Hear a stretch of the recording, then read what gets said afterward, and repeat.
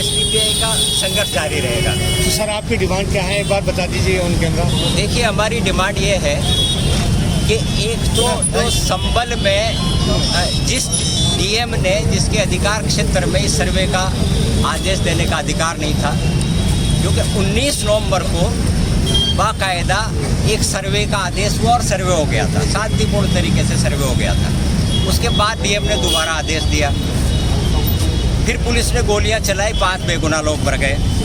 तो हमारी डिमांड ये है कि हाई कोर्ट के सिटिंग जज की अध्यक्षता में इस पूरे प्रकरण की जांच होनी चाहिए।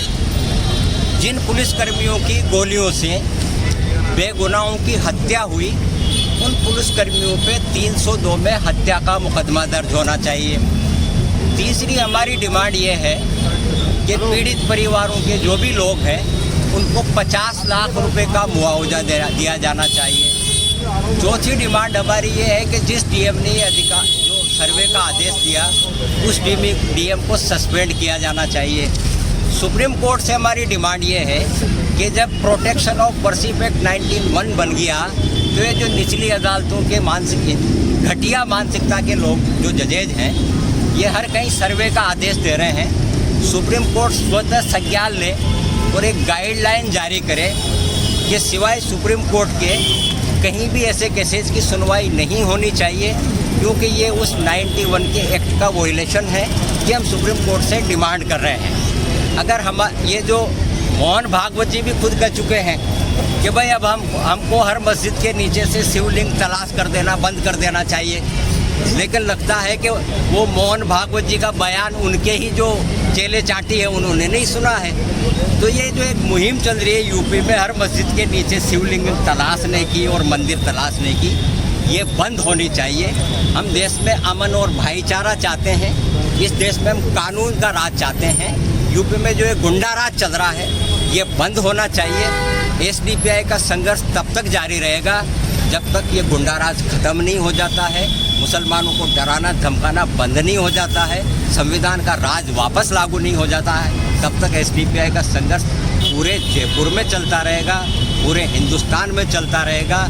ये लड़ाई तब तक नहीं रुकेगी जब तक इंसाफ नहीं मिलेगा। सर, देश के प्रधानमंत्री जी से क्या कहना चाहते हैं? प्रधानमंत्री जी से भी कह रहे हैं कि ये आप जो है केवल भाजपा के प्रधानमंत्री नहीं हैं, आप मेरे भी प्रधानमंत्री हैं, आप मुसलमानों के भी प्रधानमंत्री हैं। आप ही कहते थे सबका साथ सबका विश्वास, कहते थे ना, तो भाई हमारा भी विश्वास जोड़ लीजिए, हम भी इसी देश के नागरिक हैं, आप हमारे भी प्रधानमंत्री हैं।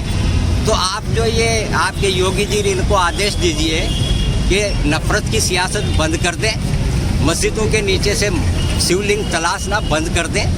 इससे पूरे देश की जो है इंटरनेशनल तौर पे बड़ी छवि खराब हो रही है। आप क्या 25 करोड़ नागरिकों को डरा के हाशिए पे धकेल के क्या देश तरक्की कर सकता है? आप समझिए, एक देश पूरा एक बॉडी है, इस बॉडी में से अगर किसी की टांग में जो है वो बीमारी हो जाती है, तो क्या बॉडी जो है वो स्वस्थ रहेगी? तो क्या आप 20 से 25 करोड़ मुसलमानों को हाशिए पे धकेल के भारत को विकसित राष्ट्र बना सकते हैं?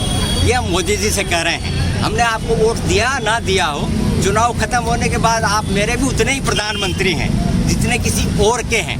इसलिए प्रधानमंत्री जी सबके साथ न्याय कीजिए, बराबरी कीजिए, देश को संविधान से चलाइए। सर, वो तो भारत को विश्व गुरु बनाने में लगे हैं। इसीलिए कह रहे हैं, जब 25 करोड़ लोगों को आप इग्नोर कर दोगे तो विश्व गुरु नहीं, आप देश को भिखमंगा बना देंगे। इसलिए हम मोदी जी से अपील कर रहे हैं कि देश को भिखमंगा मत बनवाइए, सबको साथ लेके चलिए।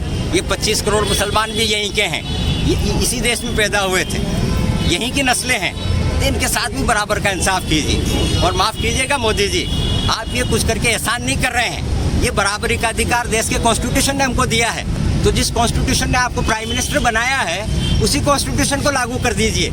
ये कह रहे हैं मोदी जी से, बंद कीजिए नफरत की सियासत। देश को आप कहाँ ले जाना चाहते हैं? अगर आप देश में तरक्की करना चाहते हैं, शांति पैदा कीजिए, भाईचारा पैदा कीजिए, अमन पैदा कीजिए, और वो कब होगा?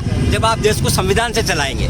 इसलिए मोदी जी, आप देश को संविधान चलाइए। उनसे हमारी रिक्वेस्ट है कि देश को संविधान के तहत चलाइए। सर, अडानी के मामले में तो लोकसभा बंद। देखिए, अडानी के मामले में पूरा देश जानता है कि इस देश में जो है पिछले 10 साल से एक कहानी चल रही है दो गुजराती देश को बेच रहे हैं और दो गुजराती देश को खरीद रहे हैं। तो अडानी जी भी उन्हीं में से एक खरीदार हैं, मोदी जी के मित्र हैं। इसीलिए मोदी जी ने महाराष्ट्र के चुनाव में एक नारा दिया कि एक हैं तो सेफ हैं। एक कौन कौन? अडानी जी और मोदी जी एक हैं तो देश सेफ है। तो हम तो ये कह रहे हैं कि मोदी जी, अडानी जी ने अमेरिका में आपकी नाक कटवा दीजिए, तुरंत गिरफ्तार कीजिए अडानी जी। और मोदी जी करेंगे नहीं, हम जानते हैं। क्या नाम है सर आप? Shahabuddin Khan, state wise president SDPI Rajasthan. Thank you. Okay.